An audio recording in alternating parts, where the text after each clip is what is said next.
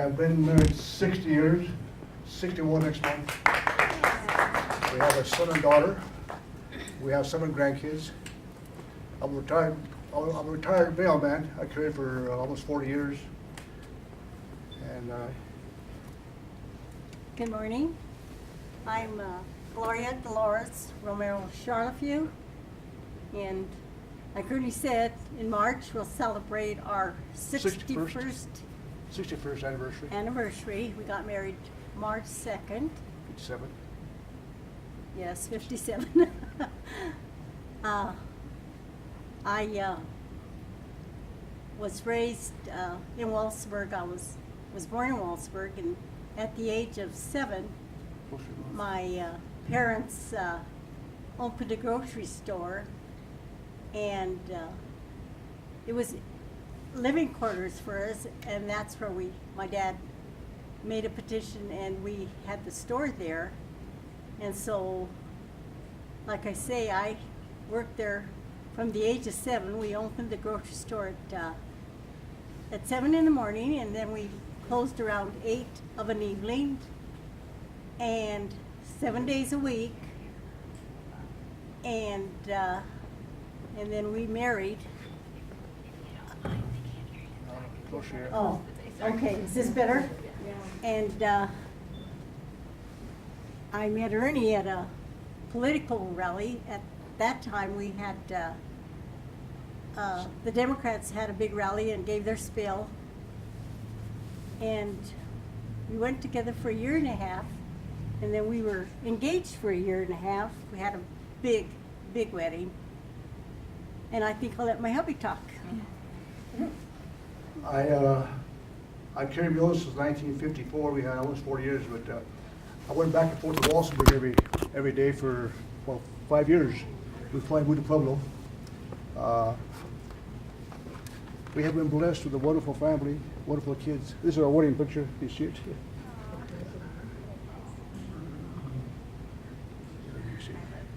Can we pass it around? Yeah, that's it. All right. Oh, I think we're supposed to continue talking. A little closer, please. Oh, okay, sorry. Our daughter is Renee and has 2 daughters. Allison is 14 and Alexis is 18, and Alexis is going to school in Boulder, and her major is going to be a speech and language pathologist, and she got her master's in Ohio. And we have our son Jim. Our son is a senior foreign officer for the State Department. He's been gone almost 30 years. He's been in Africa 5 years. Right now he's in Frankfurt, Germany, Middle East, South America, Central America. He has a very exciting job. He's stationed in Frankfurt, Germany right now. And his wife is also a foreign officer. She's in Iraq at this present day. But they have exciting careers as a foreign service. Our granddaughter is graduating from George Mason University in Washington in May, and our other grandson is started at Virginia Tech, and our other granddaughter from Denver is going to CU. So we have 3 kids in college right now, grandkids. Can you share your love story? How did you meet? What's good say? Like I say, at that time we had political parties, and politicians would go and give their spiel, and I'm sure pass out cigars or whatever. And us as students, it was a fun evening. We'd go and just mingle and have a good time. And there was dancing, and this young man on his way to Levita. Ernie was born and raised in Levita, and asked me to dance. And then before the evening was over, he had asked me if he could take me home, and I said, "Oh golly, no! I'm with my parents. I'm chaperoned." And then one of my girlfriends, Joanne, was going to have a birthday party at the latter part of November. She said, "Shall we invite Ernie?" And I said, "Yeah." And then from there, we dated a year and a half. We were engaged a year and a half, so I went with him for about 3 years before we got married, and got married at 9 o'clock in the morning at St. Mary's Church. Had a big, big wedding because we had the store. We knew a lot of people. And then we had our reception, I suppose, like 12 to 5, and then we had a humongous wedding dance, and we had Ned Carrillo at that time come from Pueblo to play at our dance, and that was quite a thing for Walsenburg. And we drove to Chihuahua, Mexico on our honeymoon. I had a brand new car. We drove pretty far for a honeymoon, but quite an experience. It has been an exciting life for us. We've been blessed with 2 wonderful son and daughter and grandkids. So that's it. Can you tell us a little about growing up in, you're both from different towns, you're not from Pueblo. What was it like growing up in Walsenburg, and what was it like growing up in Levita? I don't know, I lived far from school, so Daddy had a truck and had a brand new Oldsmobile, but I walked. So then I had probably a waistline of 21. And I think I graduated with 50-some students in my class, and we had fun. And probably one of the highlights, besides going to school and studying, was our fandango that Miss Martha King was our sponsor. And we learned different dances, and there was guitar playing and singing, and it was probably an hour-and-a-half performance. That was one of the big highlights of Walsenburg, and it was a money-making.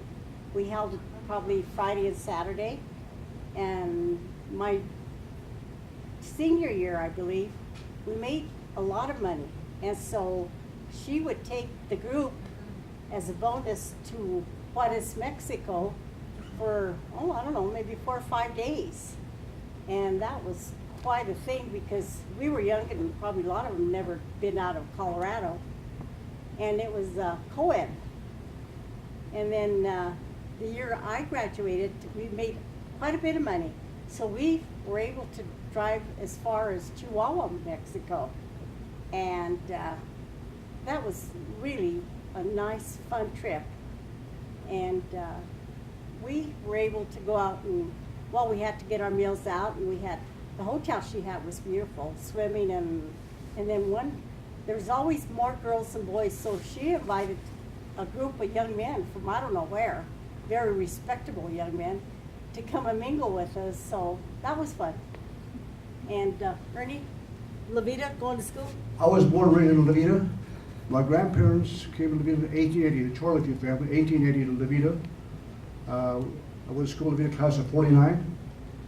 A nice little town. I love Levita. We used to have a house in Levita.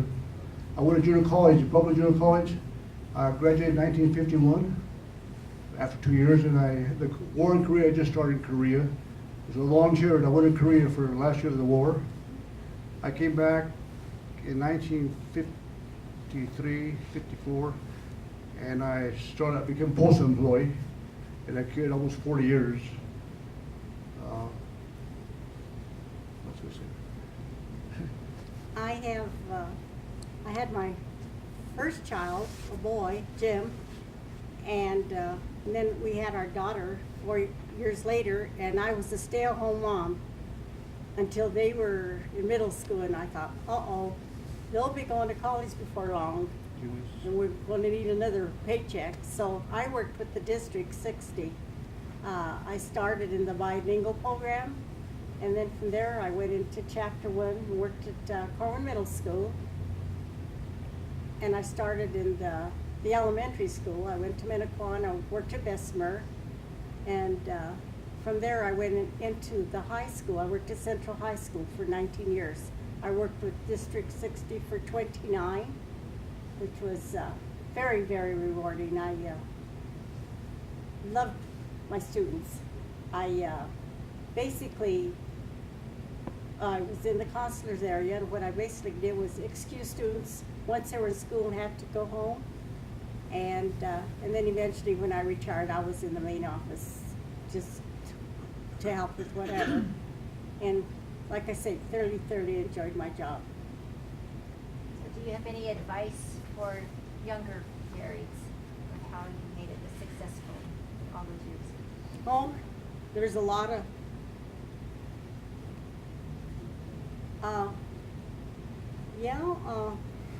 it's a lot of What? a successful marriage. What's your suggestion? Cooperation, give Oh, and yeah. take. A lot. Our son Jim went to USC, and he got his MBA at DU. Our daughter went to USC, and she got a master's at Ohio University, so they'll both have very successful careers. But we have a lot of sharing, give and take, and hello. There's, you have a lot of happy events, like when we married and then our children were born, and then the graduation, 1 minute. Thank you. their graduations, and then there's, life is sadness and happiness.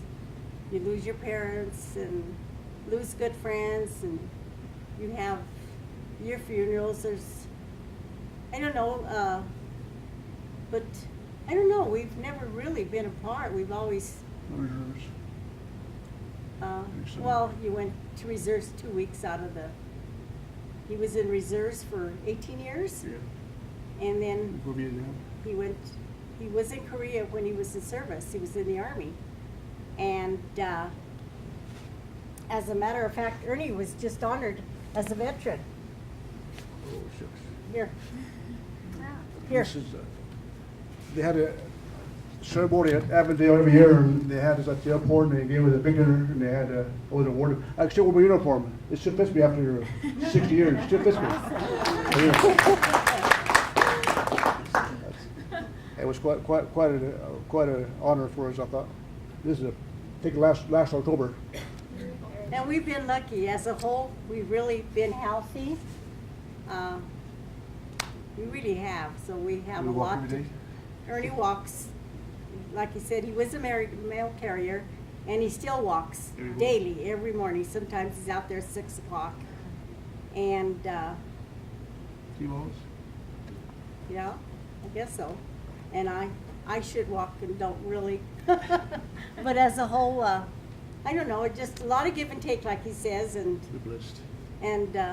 I guess don't go to bed mad. Be happy with one another and enjoy life. Thank you very much. But I did want to share a story this month. I don't usually share, but I've been thinking a lot with Valentine's Day about my grandfather. And for me, he was always the most important figure in my life. And some people it's their parents, and some people it's a grandparent, some people it's a family friend or a sibling. But for me, it was Henry Acosta. And he was important because he raised me and he took care of the things that were difficult for my family to take care of. And for that, I feel like I was able to have a chance in life and to be able to go on and find success and find my place in the world. And I think it takes one person who provides unconditional love to create that environment for a child. And Henry was an example in so many ways to be able to provide that. And so his love, his example, and his life was and is still an example to me as I continue to make choices about the things that I do and who I want to become. He had a lot of integrity and he had an amazing work ethic, and he was generous to a fault. He would give away things, and he didn't put a lot of value in things, and so if somebody needed something, he'd give it to them. He had a trailer that he traveled in, and if somebody needed a place to stay, they always had a home. And he just was an incredible example to anybody. But I was lucky enough to have him in my life as my primary caregiver. And so I just want to say at this time of the year, with Valentine's Day, and we think about love and the people in our lives, that's my tribute to my grandfather, Henry Acosta. So, thank you. My name is Vera Estrada. I was born here in Sauk Creek, Colorado. and I lived there until I was about 4. And I have some really funny stories. I had 3 fathers. My biological father, the father who raised me after I was 4, 5 probably. And then my 3rd father, who was part of my adult life. But I want to really dedicate this to my uncle. My uncle lived in Salt Creek. How many of you know about Salt Creek? Okay. A lot of people don't. They don't even know where it's located. Well, when I was born, it didn't have streets. It didn't have utilities. Didn't have plumbing. So we had the old outdoor facilities. But my grandfather still lived there, who was my idol. I'm not going to speak about him. And my uncles lived there. And I had 3 uncles that were like my brothers. My youngest uncle just passed away in August. So I'll tell you the story about my Uncle David Abeda. When we moved away from Salt Creek, I used to live in Bessemer, and I went to Catholic school. And at that time, you had to wear a uniform. You had to wear the pleated skirts, and you had to wear the white blouse. Well, every weekend, because I loved my Uncle David, I would go to Salt Creek, and I would go right on the bus, which was an old school bus. From Bessemer, you had to take this old bus and go to Zales and then catch another bus, another old bus to Salt Creek. Well, I get to Salt Creek, and I've always been a tomboy. I have 5 children, by the way, so I'm bouncing back and forth. And I think 30 grandchildren, I'm not sure. I have 5 new ones this year. And I think I'm coming up to 10 great-grandchildren. But anyhow, going back to my story, I couldn't hardly wait to get to Salt Creek. I loved Salt Creek. I loved it. And so as soon as I get there, being a tomboy, we didn't like the neighbor boys. They were my age.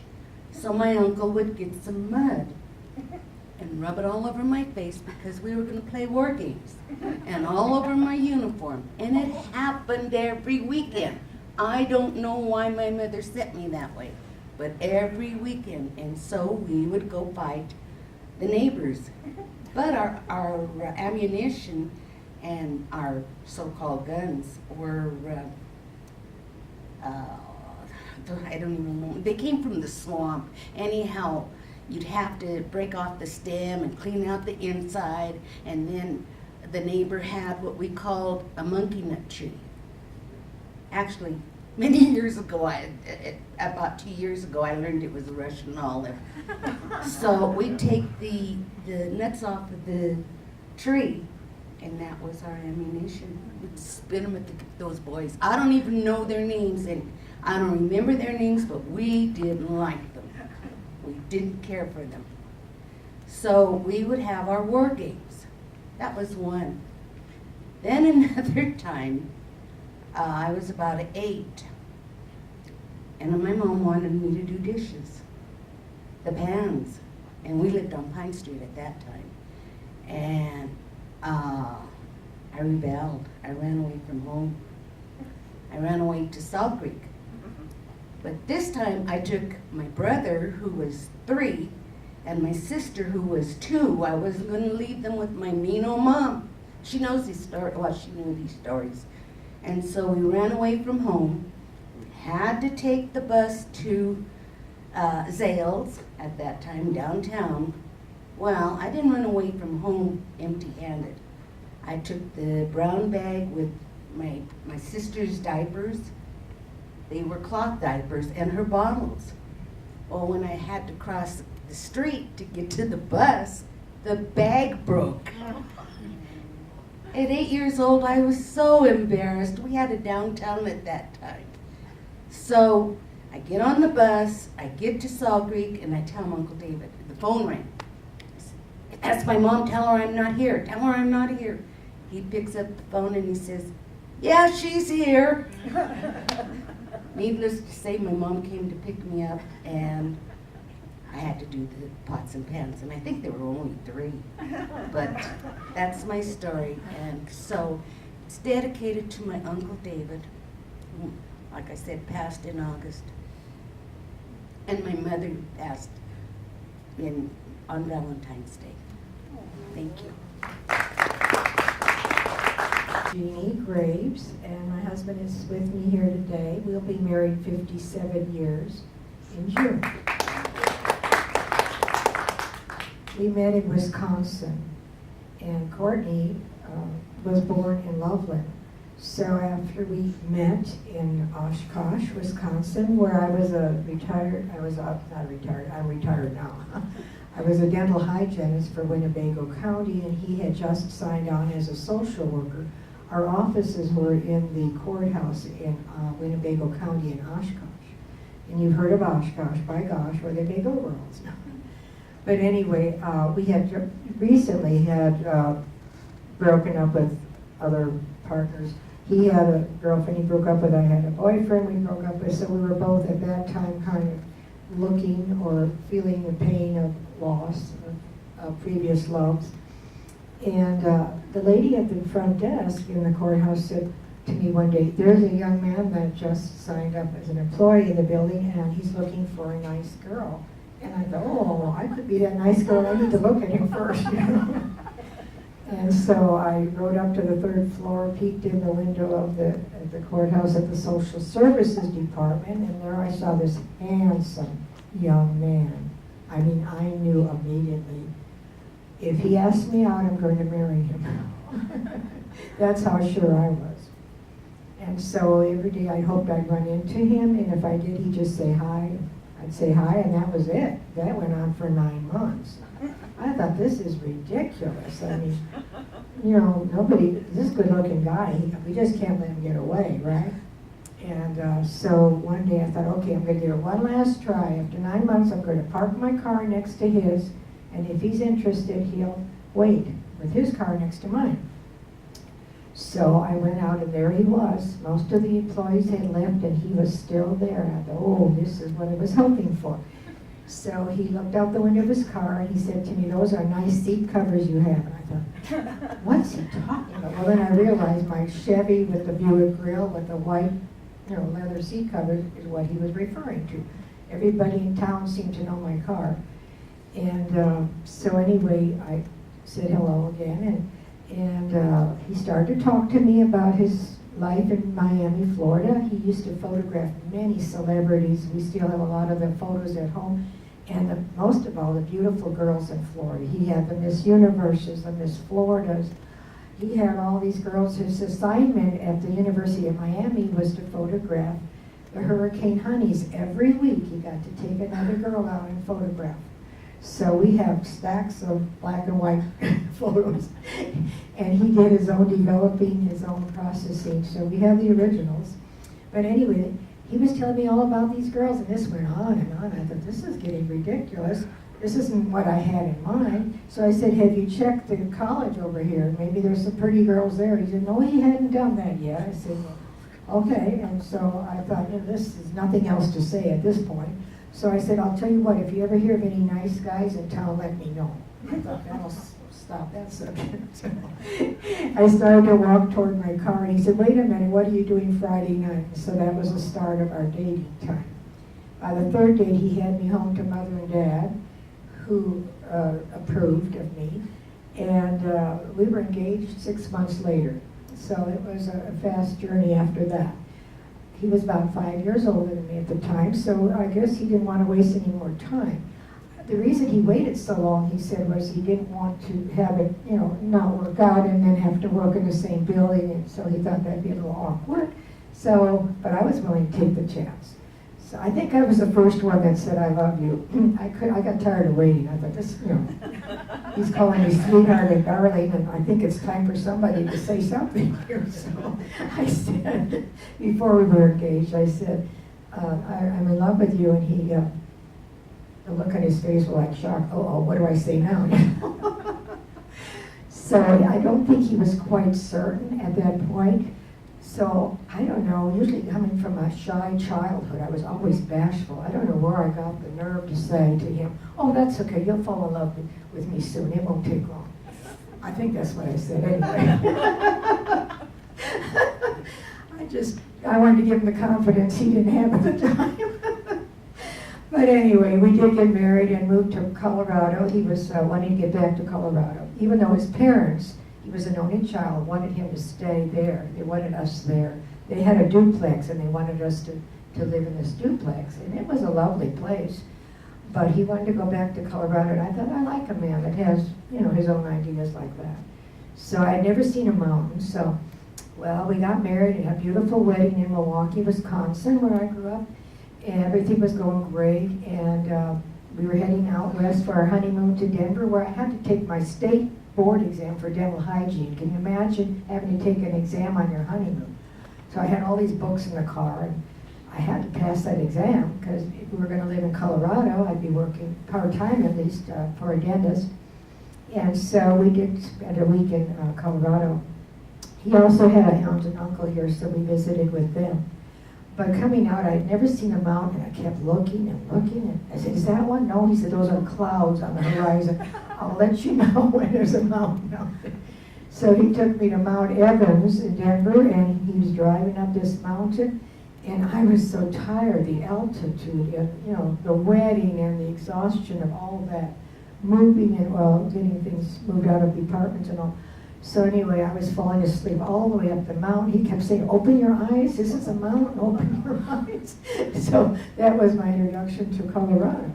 But we did find our first house on Jerry Murphy Road, the little Sproul homes. Remember those 3 designs? You could pick the more expensive one, well, we could only afford the cheap one. His parents gave us $800 to pay down on our first house. And the payments, I think, were only, if I remember, $900. Not even that. No. It was very cheap. Maybe $800 a month. Not even that. Cheaper. Somebody help me anyway. I'd forgotten, but it was pretty reasonable. The house was $11,500, so that would put it at a low payment. But that was our first home, and I just thought it was lovely because we had the view in back of the house. I thought, well, this is great. We were the second last house on the street. Well, that's where we began our family. But our courtship years were fun, and yet we were 2 different people, and you don't realize until you get married how different you really are. You think you know somebody, but in a year of dating and putting on your best, and looking your best, you find out how different you really are. He was more of a quiet, reserved, stay at home, and I wanted to be out there where all the people were and all the parties, but we did find that we both loved to travel, and we both loved children, and we both had a faith in God, and those 3 things pulled us together. And through the years, we aren't perfect people, but we worked hard to make it work and to have a happy home. And through 4 children later, and 2 of them are doctors, we're proud to say we weren't able to help them much on a social worker's income and a dental hygienist. But we were proud of our children who worked hard to become who they are. We have a dentist, a psychologist in Singapore who's helping many people with his counseling. And our daughter here, our lovely daughter Ellen, who lives next door, and she's so good to her mom and dad and looks after us. And then we have a daughter in Colorado Springs. So between them and 8 grandchildren, we're having a good life. But we worked hard for it, and we realize how much we are alike now because we know what each other's thinking. If anybody's been married a long time, you know that. The other person's thinking something, and you pick up on it right away. So I don't know. I think he's got the ESP. I don't know, because I'll be thinking something, he'll say it.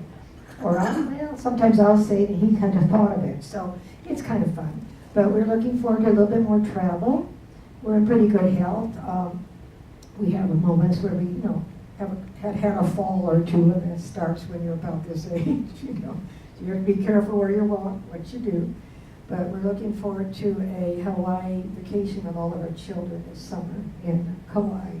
So that's something. But we're very blessed, and we thank God for his guidance in our lives, because without our faith and without our determination to be together, we would be one of the statistics out there, of the single parents. So thank you.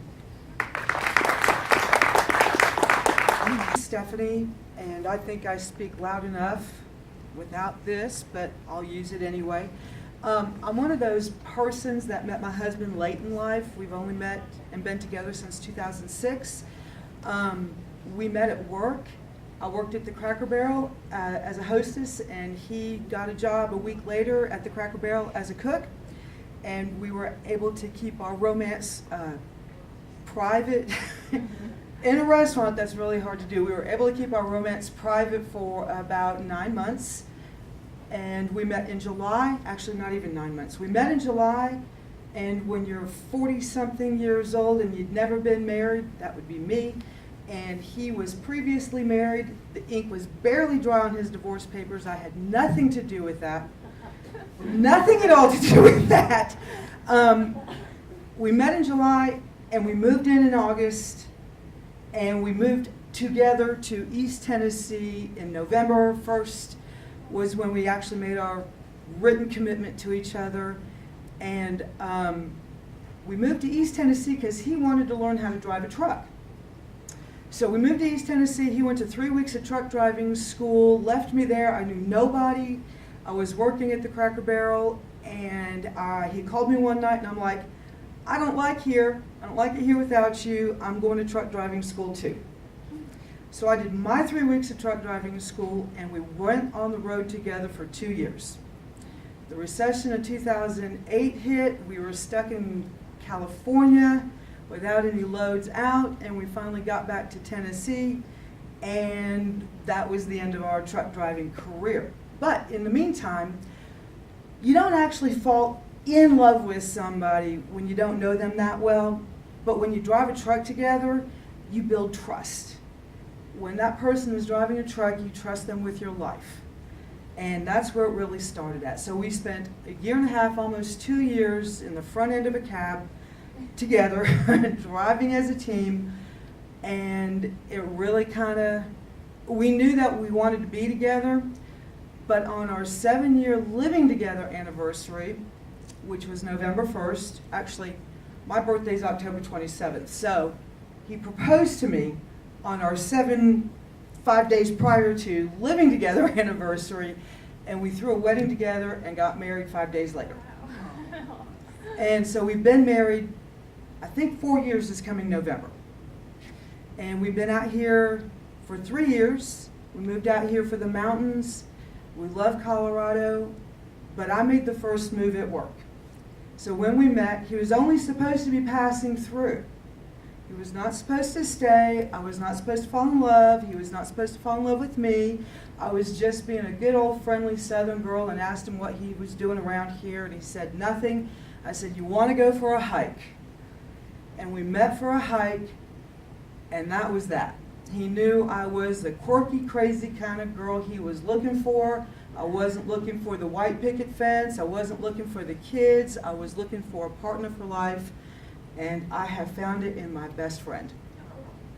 And he's home laid up with a sore back. Because we adopted a new dog 2 weeks ago and pulled him down the street. So that's my love story.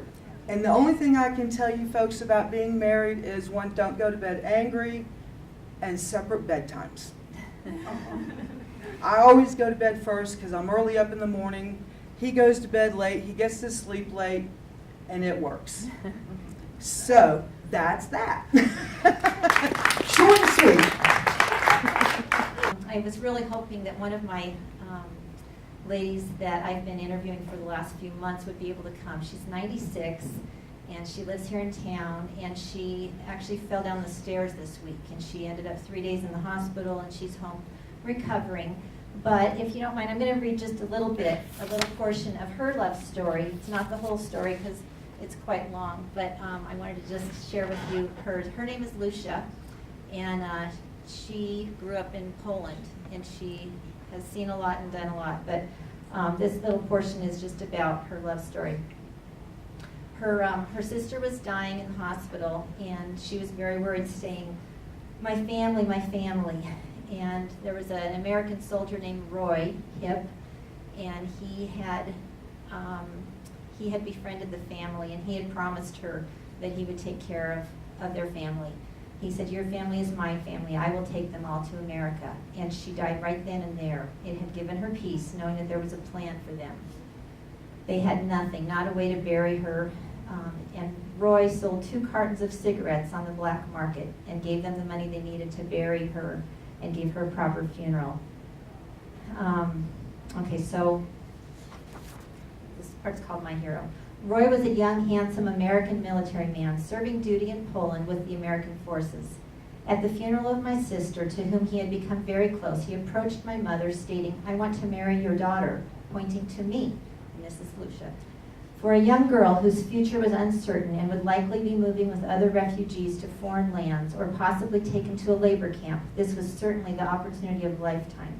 The challenges, however, were obvious. I was young and fearful at first, telling my mother no American in his right mind would want to marry a girl he only knew for 30 minutes. My inclination was that he was just going to take advantage of me. But Mother knew best and told me that he was a good man, like her son. She had gotten to know him a little bit through her other daughter who had died. So I observed him for a time. We had our rations of potatoes and mineral oil, and he brought us his rations and shared with us. I saw his generosity and kindness, which softened my heart toward him greatly.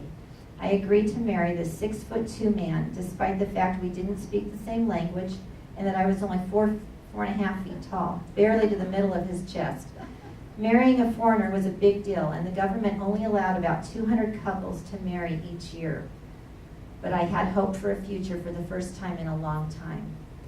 We walked from Nuremberg to Munich to the American consulate, 100 miles. We couldn't talk to each other. He had picked up a little rough German, and in Poland the students learned Polish in their choice of one other language, so I knew a little German. We mostly would just look at each other. I walked behind him like a dog on a leash. It took several weeks for us to receive the confirmation that we could marry. We were the last couple approved, the 200th couple. We were both very happy to hear the news that we could wed. Thus begun a rush wedding, with complications and preparations resembling that of a Cinderella story. I could not find shoes for my wedding. Somehow Roy came up with a piece of white leather. We approached the area shoemaker and explained our situation. To our surprise, he refused to make me some shoes for the wedding. Instead, I was plummeted with wild stories about the cowboys, the Indians, the shootouts, and the cattle that I would be herding in Colorado. According to these people, I was marrying a cowboy from the Wild West and certainly didn't need to be worrying about any white high heels. So it was difficult to get excited about the whole thing. I did have a dress that a German woman sewed for me, but was still dragging my feet all the way to the courthouse. I got there in a taxi and pulled my dress out of a bag that I used in the restroom, and I used the restroom to change. I didn't want anybody to see me. The clerk saw my pitiful self with no shoes to wear and decided to help me by giving me her shoes to wear. So there I was, trying to walk a path to the judge with my little size 4 foot floating in size 8 heels, secured to my ankles with duct tape. It's amazing I didn't break anything. I had to mutter some words. I didn't even know what I was saying. That was my wedding. But anyway, she had a very successful and happy marriage once they got her to Colorado. Sadly, Roy didn't have a very long life. He had some complications from the war, and he died at about age 65. But she's been living another 30 years on her own in a big house. And but she will tell you that he was her hero, and she feels so blessed to have had him rescue her from her refugee status. So anyway, that's one story to share with you. Did you want to share? Ann Herrera. Better? My maiden name is Chavez, and I was born and raised here. I was born in the Old St. Mary Hospital. I was one of 7 children. I have 6 brothers. My parents' love story is really a beautiful story. But first I need to tell you about my dad, because my dad was very militaristic. He was, well, there's a term for it now, it's OCD. But we didn't know that. We just knew that we had to do things just so. We got up at 6 o'clock in the morning. We were at the breakfast table. We had our chores. We had everything to do. My dad was a good provider, but he was not very affectionate. And so as we grew up, it was interesting then to find their love story. Unfortunately, as the love story developed, It was when he was in a coma in the hospital. And then my mom was more willing to share a little bit about their life.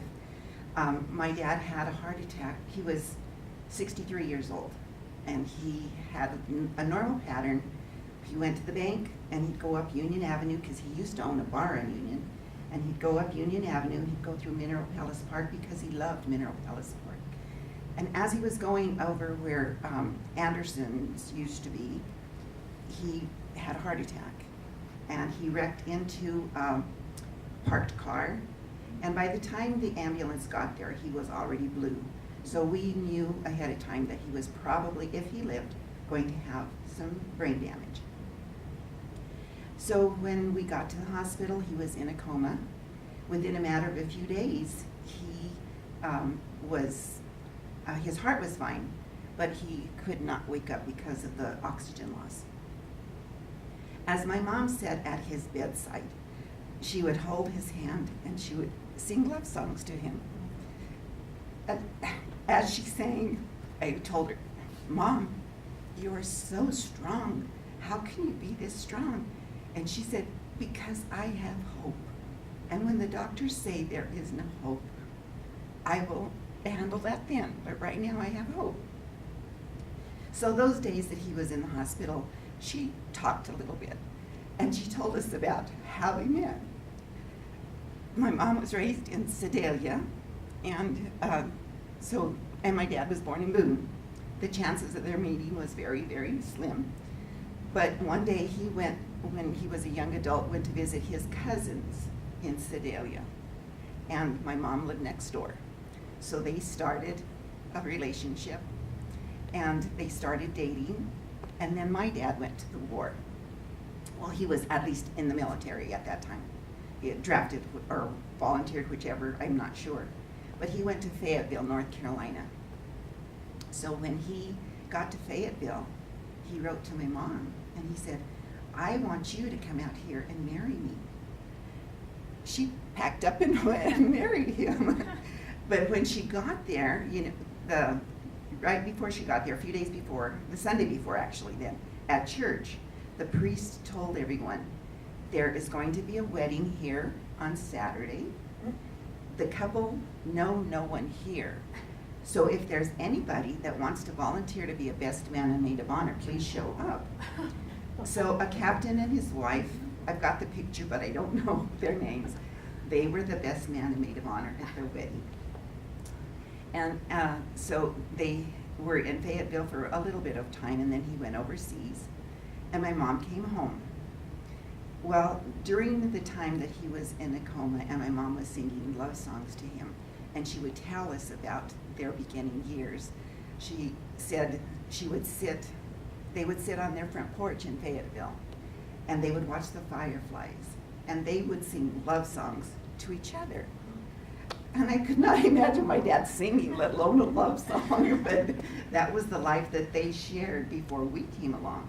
And as the years grew and the family grew, like I said, I have 6 brothers, and the burdens came and the love songs stopped. But the love was still there. And then at this time, when he was in a coma, she kept saying, people that have come out of a coma say that you can remember some of the things that were said. So we were always positive, and we were always very faithful in visiting, and she was so faithful in holding his hand, singing the songs that they had sung when they were kids, when they were first married. And unfortunately, my dad was in a coma for 2 months, and then he passed away. But still, I remember, I can visualize a young couple that was truly in love, sitting on the porch watching fireflies and singing to each other.